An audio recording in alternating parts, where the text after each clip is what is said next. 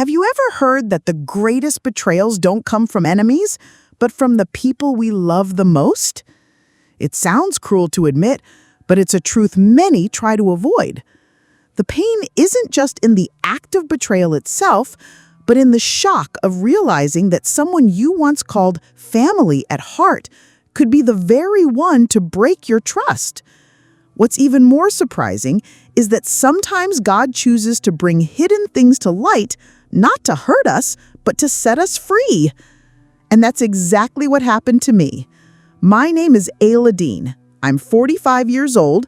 I live in Olympia, Washington, and for many years, I believed I had a steady life, a solid marriage, an unshakable friendship, and a strong faith. But during a simple church service, in the middle of a prophetic word, my world came crashing down. Right there in front of the congregation, God revealed a truth that seemed impossible to accept. My best friend was involved with my husband. It might sound contradictory, but that painful moment was also the beginning of my healing process. The revelation that tore me apart was the same one that opened the way for the restoration only Jesus could bring. That's why I say, sometimes the wound that bleeds the most is the very place where God chooses to work a miracle. I was born and raised here in Olympia, Washington, a place with a calm atmosphere and streets full of stories. I often say my life seemed to follow an ordinary path, yet filled with small details that I recognized as gifts from God. My youth was simple, shaped by faith and by the values my parents taught me. I believed it was on that foundation that I began to build my journey, always remembering that each day was a living testimony. In time, I built my own family. I married Robert, a hard-working man, and together we dreamed of a stable life. Our home wasn't perfect, but it had what I consider essential: love, faith, and plans for the future. I believed prayer was the invisible glue that held everything together. From the outside, people would say we looked like a strong couple, and in many ways, I believe that too. Like any marriage, ours had its ups and downs, but nothing we couldn't overcome with patience and honest conversations. We had plans, everything from small home projects to trips we dreamed of taking to celebrate our anniversaries. I always saw God's hand in every achievement. And even in moments when money was tight or health issues demanded attention, there was always a story of overcoming to tell. But life wasn't only about marriage. I also had friendships that felt like an extension of my family, and among them, Hannah held a special place. She was almost like a sister life had given me, someone I trusted completely. When I think back on those years of friendship, I can still remember the laughter, the secrets we shared, and even the tears we shed together in prayer.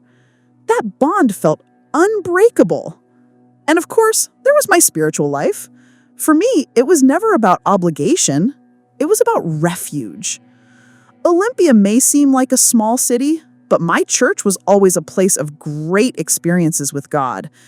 It was where my faith was renewed, where I found comfort, and where my heart was strengthened to face life's challenges. I always felt that in every service, God was writing important chapters of my story. Looking back, everything seemed to be in its place. A solid marriage, a friendship I thought would last forever, and a spiritual life that sustained me. I truly believed I was living in a season of stability, standing on solid ground. But little did I know that behind that picture, something was already on the verge of being revealed. Hannah came into my life at a time when I was still learning what it meant to be an adult. She showed up with such a light spirit, always willing to help, and from then on, it felt like we were meant to walk through life together. It didn't take long for our routines to blend. She spent time at my house, knew my family, and was aware of my dreams. Whenever I needed a kind word or a prayer, She was the one I turned to. As the years went by, our friendship grew so strong that many people called us inseparable. We shared countless memories, slow afternoons over coffee, short trips to nearby towns, and even all-night prayer gatherings where we cried and held on to our faith together. I saw her as someone God had placed in my life to be a steady source of support. Hannah wasn't just a friend, she was almost like a sister by blood. It became common to hear my kids call her Aunt Hannah, and that warmed my heart. Seeing their affection for her confirmed what I already believed. She was part of our family. When others looked at our bond, they would say we had a rare connection. And I often repeated myself, friendships like this don't come around every day. They're gifts from God. For me, those words weren't an exaggeration. They were the absolute truth. I remember when I went through a difficult season with my health. She was the one who cared for me while I had to rest. She cooked meals, went with me to doctor's appointments, and even read the Bible by my side so my faith wouldn't weaken. That act left a deep mark on me because it made me believe our bond was truly unshakable. I thought, if this isn't what true friendship means, then what is? With Hannah, I felt safe to open my heart. I told her about my struggles in marriage, my fears as a mother, and even those hidden weaknesses I never dared to speak out loud to anyone else. She always answered with encouragement, wise advice, and when needed, prayers that brought me peace. That's why, even today, when I think back on that time, my heart feels both grateful and broken. All of this made me believe nothing could ever break that friendship. It seemed impossible to imagine distance, coldness, or any kind of betrayal. And maybe, because I trusted so deeply, I didn't see the silence hiding behind so many gestures of care. My marriage to Robert began full of dreams. We were young when we came together, and I can still remember the feeling of believing the whole world was ahead of us. We worked hard to build our home, and every achievement felt like a victory given by God. Of course, we had our differences, but from the outside, people usually only see the shine on the surface. Inside our home, there were also hard days, but I always leaned on my faith, believing that love would carry us through. Robert was a man with many qualities. He was hardworking, devoted to his family, and determined to give us the best he could. I admired his discipline and his courage to face challenges. Many times he came home exhausted, but he still found time to be with our children, tell them bedtime stories, and even pray with them. Those moments made me believe we had something strong, something that could withstand life's storms. I tried to do my part as well. I cared for our home, supported Robert in his decisions, and did my best to keep the spark of our marriage alive. It wasn't always easy. There were disagreements about money, days when fatigue piled up, and small tensions that sometimes left us in silence. But in the end, there was always a gesture of reconciliation, a shared prayer, or a word of forgiveness that brought us back together. On weekends, we like to plan simple moments, a walk in the park, a family dinner, or even just watching a movie at home. Those little routines gave meaning to our life together. I believed it was in those details that the true strength of marriage was revealed. It felt like every ordinary act was a quiet testament that we were building something lasting. And when I looked back, I could see everything we had overcome. Financial struggles, job changes, health issues. Every challenge we faced made me believe we were stronger. I used to tell myself, if we've made it through this, we can make it through anything. That's how I saw our marriage, like a house built on the rock of faith. But life has a strange way of surprising us. Sometimes what looks solid on the outside can hide cracks on the inside. I didn't know it yet, but the stability I held on to so tightly was about to be tested in a way I never could have imagined. For me, church has always been more than just a physical place. It was where my heart found rest, where prayer became a breath of fresh air in the middle of life's busyness. From an early age, I learned to see the house of God as a shelter from the storms, and that feeling only grew stronger over the years. In every service, I felt my faith being renewed, as if the words I heard had been prepared specifically for me. Being actively involved in the community was always part of my calling. I didn't want to just be a spectator, but someone who served, who helped, who contributed.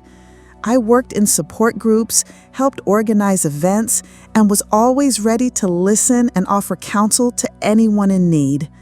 For me, it wasn't simply church work. It was a way of life, a living testimony of gratitude to God for all He had already done in my story. Having Robert by my side during those moments gave me peace.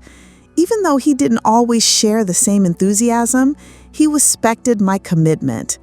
And Hannah, my best friend, was there too. We sat together, sang together, and it was almost impossible to picture that place without her. That only reinforced my certainty that church was a safe space, a place where trust couldn't be shaken. There were countless times when I received answers from God there. Days when I walked in heavy-hearted and left feeling light, as if I had laid every burden at the altar. Sundays when a single word from the pastor felt as though it had been written just for me. I was convinced that church was where God spoke to me most clearly. That conviction fueled my daily prayers because I knew I was never walking alone. I always believed that inside the church, everything was protected. It was where I could be vulnerable, open my heart, and share both my joys and my struggles without fear of judgment. In that place, I felt clothed with new strength, ready to face whatever challenges came, whether in my home, my marriage, or my friendships. The church was my safe harbor. And it was in that very place of refuge, in the space where I felt most embraced, that God chose to reveal something that would forever change my life. It was an ordinary Sunday, the kind where I woke up early with a heart eager to be in the house of God. The church was full. The worship echoed like a chorus of hope, and I felt it would be another one of those services where faith is renewed. I was sitting next to Hannah, as usual, and Robert was a few rows ahead. Everything seemed normal until Pastor Jonathan Reed began to preach. The message started gently, speaking about trust and faithfulness. But then, suddenly, the tone shifted.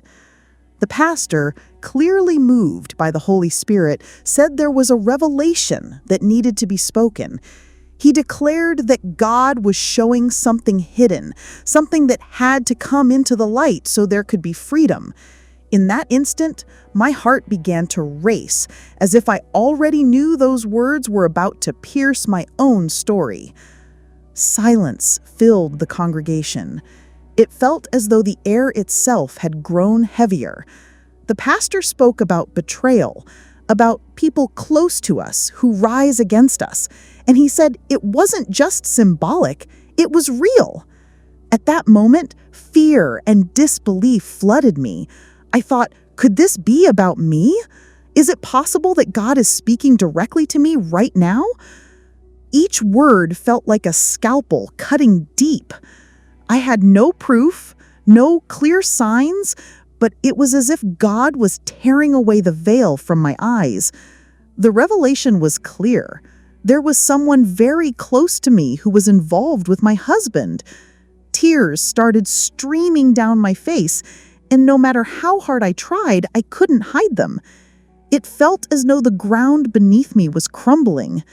Hannah, sitting beside me, squeezed my hand as if to comfort me. Little did I know that the very gesture, which once meant support, would soon carry a much heavier meaning. With every word from the pastor, my heart tightened even more. I didn't want to believe it. I didn't want to accept it. But something inside me whispered, God is showing you this because he loves you and because he doesn't want you to keep living in deception. I left that service with a storm of shock and confusion inside me. The faith that had always sustained me now felt like the only thread I could still hold on to. I knew nothing would ever be the same after that night, but I had no idea yet just how deep the pain ahead of me would be. That night, after the service, I came home barely able to say a word. Silence filled the room, but inside me, there was a storm. I tried to put my thoughts in order, but everything felt like a puzzle scattered on the floor. My best friend and my husband? How could something so cruel be true? The pastor's words kept echoing in my mind, and with every repetition, the weight grew heavier. I spent hours in prayer, asking God for clarity. Lord, is this really true, or is it just my imagination playing tricks on me? I searched for answers, but deep down, my heart already knew. It's like when someone tells you that fire burns. You don't have to put your hand in the flame to believe it. The conviction was there, painful and relentless, and it wouldn't let me rest. It was as if God had suddenly torn the blindfold from my eyes. The days that followed were the hardest. Every gesture from Hannah seemed to carry a new meaning. Every look from Robert felt suspicious. I started replaying memories, searching for details, connecting words and actions I had once overlooked. And to my sorrow, everything seemed to line up with the revelation. What once felt like trust now became doubt. What once was light now turned into the heavy weight of suspicion. I remember one moment at a family dinner. Robert and Hannah laughed together at something trivial, and what once would have meant nothing now pierced me like an arrow. I tried to hide it, but inside, I felt the wound throbbing. It was like carrying a secret only I knew, and that secret was devastating. The hardest part was dealing with the loneliness of discovery. I couldn't just scream it out or make accusations because I still had no solid proof. All I had was faith whispering, trust. God showed you this for a reason. That trust in God was the only thing holding me up, but it also forced me to face a truth far too heavy to bear. That's when I realized carrying a revelation is often more painful than believing a lie. I was standing in front of reality, yet I had no idea how to act. And deep inside, something had already begun to crack, preparing the ground for a collapse that seemed inevitable. When the truth became too heavy to carry, my body reacted before my mind even had the chance to. I couldn't sleep. I spent countless nights staring at the ceiling, asking God why all of this was happening. The pain was so deep, it felt like I had been struck in the chest. My heart felt too heavy for my body. Anyone who has faced betrayal knows it's not just your mind that suffers. Your whole body feels the weight of it. There were days I simply couldn't get out of bed. Even the small act of making breakfast felt like running a marathon. My children noticed my silence, but I tried to hide it, saying I was just tired. The truth was, it wasn't physical exhaustion. It was exhaustion of the soul, a weight no amount of sleep could ever take away. I felt torn between wanting to collapse and having to appear strong. Tears became my constant companion. I cried in the shower, in the kitchen, in the living room when no one was watching. It was as if every corner of the house had become a witness to my pain. Even opening the Bible was hard, because the words seemed to mirror the wound I carried. Verses that once gave me comfort now felt like a mirror of my reality. On one of those dark days, I remember pouring my heart out to God in almost a childlike way. I said, "Father, I don't know how to keep going. I don't know how to breathe without feeling this pain." It was a broken prayer without eloquence, just groans from the depths of my soul. And yet, deep down, I knew he was listening. My faith was like a small flickering flame, fragile but unwilling to go out. Loneliness surrounded me in a cruel way. Even though I had people close to me, it felt impossible to share the weight without watching my world collapse completely. So I kept it all inside. But trying to carry it alone only made the pressure worse. My body was already showing signs. Headaches, no appetite, anxiety attacks. It was the emotional breakdown taking shape, showing me I couldn't stay in that state much longer.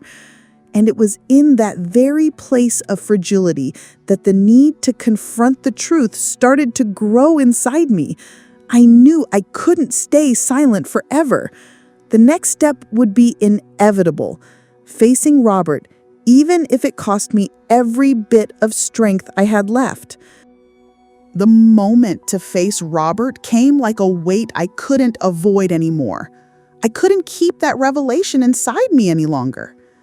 I waited for a night when the kids were at my sister Melissa's house so they wouldn't witness anything. The silence in the living room felt like it was screaming, and my heart was beating so hard I could hear it myself. I took a deep breath and said, "Robert, we need to talk. And it's not about something small." At first, he pretended not to understand. He tried to change the subject, talk about work, as if nothing was happening. But when I mentioned the pastor's words, I saw his whole expression shift. His eyes looked lost, unfocused. And in that instant, I knew it wasn't just suspicion. There was truth hiding there. His reaction told me everything, even without an immediate confession. The words came out of my mouth between tears. I spoke about the heavy weight I'd been carrying, about the pain of imagining that the person who was supposed to be my safe place was actually betraying me. And then I asked directly, "Is it true? You and Hannah?" The silence that followed was worse than any answer. It was a silence that didn't need translation. When he finally spoke, there was no going back. He admitted it, in half-hearted apologies and broken sentences. His confession crashed over me like an avalanche, suffocating and cruel. I felt shattered, as if every promise we once made at the altar was burning right in front of me. The man I had shared my life with was now the very source of my deepest pain. My first instinct was to scream, but what came out was only a stifled sob. In my heart, I was crying out to God, "Why? Why me, Lord?" It felt like I was losing not only my husband, but the very foundation my whole life was built on. And yet, in the middle of that chaos, a gentle voice inside me whispered, "I am your strength, not him." That voice was the only thing that kept me from completely falling apart. I walked away from that conversation knowing nothing would ever be the same. Trust was destroyed, and the marriage was broken. But as painful as it was, I still had another wound to face. Because if Robert betrayed me as a husband, Hannah betrayed me as a sister of the heart. And that confrontation would be even more devastating. Facing Hannah was, without a doubt, the most painful part of the entire experience. She wasn't just my friend. She was someone I trusted blindly, someone who knew my deepest secrets and knew exactly how to touch my heart. When we finally met, it felt like standing in front of a mirror that reflected nothing but pain. The betrayal wasn't just in her actions, but in the fact that someone so close could shatter the most sacred trust. I tried to hear her explanation, but her words sounded empty. Every sentence felt like a weak attempt to justify the unjustifiable. I wanted to believe her, to find some reason that could make it less painful. But there was none. Hannah had crossed boundaries I thought were untouchable. It was a constant shock, like the ground had vanished beneath my feet. I remember thinking about every time I believed in her sincerity. Every piece of advice, every gesture of support, every shared prayer now carried a cruel weight. It had all been a decoration over a lie. What once brought comfort now felt like a stab. And it's strange how God allows certain truths to come to light so we can clearly see who is truly by our side and who isn't.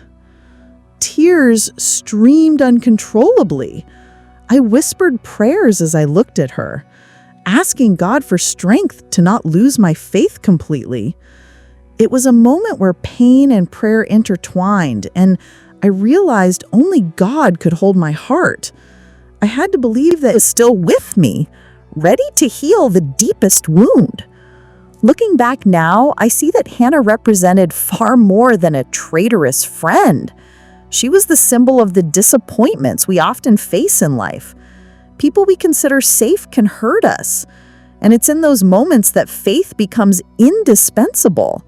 Every tear, every internal scream, every silent prayer was part of the process of learning and resilience God was preparing me for. And while I was still struggling to understand and accept it, I knew I couldn't stay stuck in the pain. Something inside me told me I had to find strength, to cling to faith and prayer, even with a shattered heart. The road ahead would be difficult, but God's hand was already guiding me toward the next step. After facing the betrayal of Robert and Hannah, I realized there was no other path but to turn completely to God. Every tear I shed became a prayer. Every sleepless night turned into a silent conversation with Him. I needed strength that didn't come from myself, and there, amid sighs and groans of the soul, I began to feel His presence in an even deeper way. I spent hours meditating on Scripture, searching for passages about healing and protection. Psalms and Proverbs became my allies, offering words that comforted and guided me. I would read verses like Psalm 34:18 and feel God drawing near to the brokenhearted. It was as if every line, written thousands of years ago, had been reserved for this very moment in my life. Prayer became my daily refuge. These weren't just memorized words, they were heartfelt, sometimes desperate cries. I spoke to God about every detail of the situation, asking for discernment, courage, and above all, peace. I discovered that even when everything around you seems to be falling apart, faith is the link that keeps you standing. Every "Lord, hold me up" was a small victory over despair. I also began practicing small, practical actions that strengthened my spirit. I wrote letters to God, pouring out my heart, recorded my prayers in a journal, and walked alone in parks, seeking peace. Each gesture helped me organize my thoughts and maintain control over my emotions. I learned that seeking God is an active pursuit. It's moving toward healing even when your body is exhausted. Faith became the lens through which I saw the whole situation. I could feel the weight of betrayal, yet at the same time, a quiet hope began to grow inside me. God was teaching me to turn pain into understanding and to trust that He had a greater purpose in this painful experience. Prayer didn't just sustain me, it began to shape me for a new beginning. And as I strengthened my spirit in God's presence, I realized I wasn't alone. His hand was quietly guiding me to people who would become pillars of support, preparing the ground for the next stage of my recovery. Faith, which had once been just part of my routine, had now become the strength that lifted me up each morning. At that delicate moment, I realized I couldn't face everything alone. My sister Melissa became a safe haven. She didn't just listen. She offered real, tangible presence. We spent hours talking, walking together, and even praying side by side. Every simple gesture from her, from preparing a meal to helping me organize the house, became a reminder that family love is a powerful refuge when the soul is wounded. Pastor Diane was also essential during this period. She became my spiritual advisor, someone who knew how to listen without judgment while also guiding me with wisdom. Our meetings were moments of restoration. She helped me see that even in pain, God was working in my life, teaching me to trust and to grow stronger through prayer and His Word. Their support wasn't just emotional, it was practical too. Melissa helped me maintain routines, care for the house and the kids, while Pastor Diane taught me strategies for coping with the pain without losing faith. I learned from them that asking for help is not a sign of weakness, but an act of courage and wisdom. This experience showed me that God often sends people as instruments of healing in our lives. I realized that having someone to share the weight of pain completely transforms the experience. Just knowing I wasn't alone gave me strength to face each day. I could cry, vent, laugh at small victories, and still feel God's hand guiding me. Prayer now felt even stronger with this network of support. Hannah and Robert had broken my trust, but Melissa and Pastor Diane were restoring my faith in true love and God's care. They were living reminders that even in the midst of betrayal, there are faithful and generous people, and these bonds can become even more precious when nurtured with faith and prayer. With this solid support, I began taking the first real steps on my journey of recovery. I knew the road ahead would still be long, but for the first time, I felt prepared for the healing process that awaited me. The healing process wasn't quick or easy. Each day required effort, prayer, and patience with myself. I began to understand that restoring the soul means facing deep emotions, acknowledging the pain, and allowing God to turn every wound into a lesson. I spent hours meditating on Scripture, finding comfort in passages that spoke of forgiveness, overcoming challenges, and renewing faith. One of the most powerful tools I used was structured prayer. Every morning, before any commitments, I set aside time to cry out, give thanks, and surrender my emotions to God. I also started writing about my experiences in a journal, recording each step forward, every tear, and every moment of spiritual victory. This practice helped me recognize my growth, even when the challenges seemed overwhelming. Alongside my spiritual life, I took care of my body and mind. Walks outdoors, short trips to peaceful places, and moments of introspection became essential. I realized that healing is holistic. Heart, mind, and body all need to be in harmony. Every step I took in this direction strengthened my faith and reinforced my confidence that God was truly with me. I also began setting healthy boundaries. I distanced myself from people who didn't contribute to my well-being and sought to surround myself with positive energy. I learned that prayer is powerful, but practical actions are also signs of self-love and faith. God teaches us to care for ourselves while He cares for our hearts. Over time, I noticed small transformations.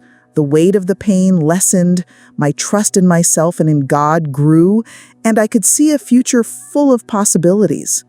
Every answered prayer, every word of encouragement, and every moment of reflection became building blocks in the reconstruction of my life.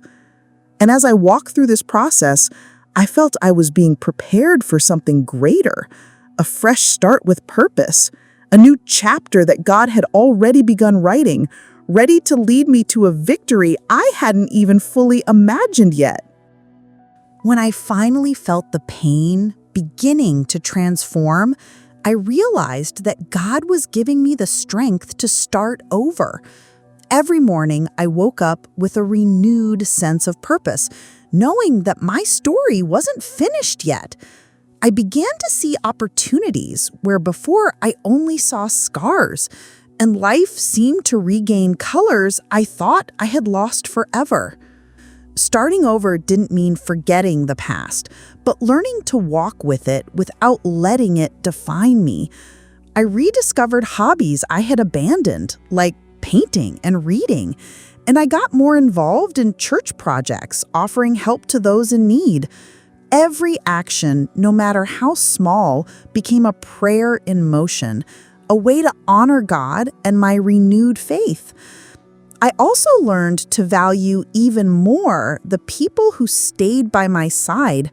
Melissa, Pastor Diane, and other sincere friends became pillars in my life. I began cultivating relationships based on trust, gratitude, and shared prayer. Faith became the thread that connected every part of my life, guiding my decisions and strengthening my journey. Gradually, my self-esteem returned. I realized that my worth didn't come from what others did, but from what God saw in me. Every small victory, a genuine smile, a moment of peace, a prayer answered, became fuel to keep moving forward. I understood that Jesus was turning my pain into lessons and courage for new stages in life. Starting over also brought new dreams. I began planning trips, personal projects, and even ways to impact others with my testimony. The feeling of being lifted up by God filled me with hope, and I could finally sense that my life had a renewed purpose greater than any disappointment I had ever faced. And as I walked into this new chapter, I knew the story wasn't over yet. There was one last stage, the testimony of victory, which would show not only my recovery, but also how faith in God can transform deep pain into stories of hope and inspiration for others. Today, looking back, I see how God has turned every tear into a lesson and every wound into a testimony.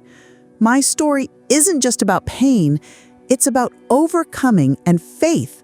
I've learned that even the deepest betrayals can become paths to a closer encounter with Jesus. Every prayer, every word of comfort, and every moment of trust in Him became building blocks in the reconstruction of my life.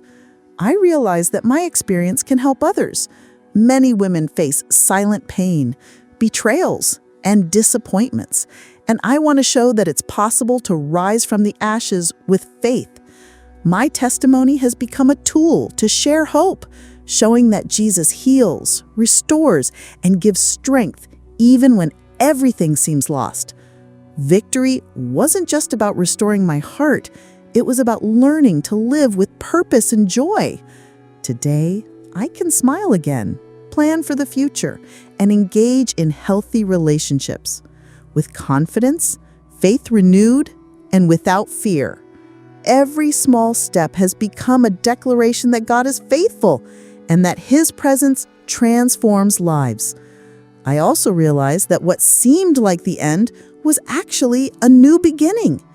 The pain of betrayal gave way to the courage to be who I truly am and to live fully, guided by God. And that's the message I want to share with everyone who hears my story. There is life after pain, hope even in the chaos, and God is always present. That's why I invite you not only to hear my story, but to be inspired by it.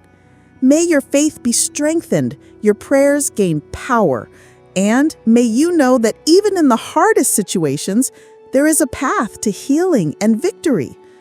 Every step taken with God is a step toward emotional and spiritual freedom. My story is now a living testimony, a reminder that Jesus turns wounds into victories, sorrow into joy, and betrayal into lessons.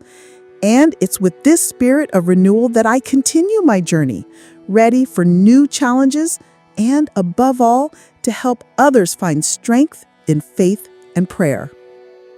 Maybe you're going through something similar to what I experienced. Maybe the pain of betrayal, loss, or disappointment is still burning inside you.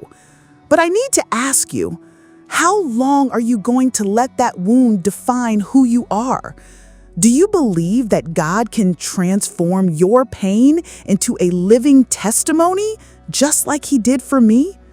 Today, I can say that my life has been restored because I chose to place my tears in Jesus' hands.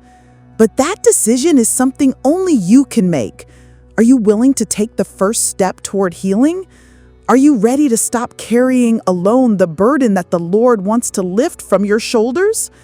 I'm grateful to have this space here on the Faith Story channel to open my heart and share my story. This channel exists for exactly that, to show that no one has to walk alone in the darkness. That's why I invite you to subscribe, because there are still many testimonies that can strengthen your faith and renew your hope. And more than that, leave a comment sharing what God has already done in your life. Who knows? Your story might bless someone else too. The same space I had to tell my journey can be a place for your voice to be heard as well. So I ask you, will you keep your pain in silence, or will you turn it into a testimony of victory?